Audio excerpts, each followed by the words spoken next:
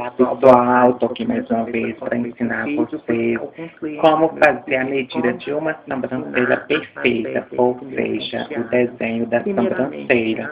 Primeiramente você tem que analisar o rosto do cliente e ver se aquela sobrancelha é o modelo ideal para aquele tipo de rosto.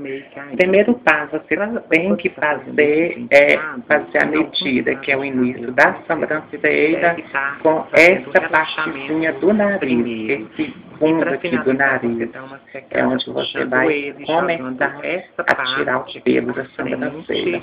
O segundo passo é onde que todas aquelas mulheres gostam, que é aquela levantadinha da sobrancelha, ou seja, sobrancelha antiaguda, que é, você tem que medir nessa partezinha aqui do nariz, ou seja, é onde que vai ficar aquele arqueado.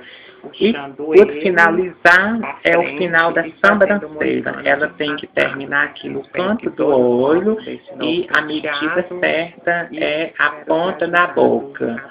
Onde que ela terminar aqui, tem que também seguir aqui na ponta da sua boca. E espero ter ajudado.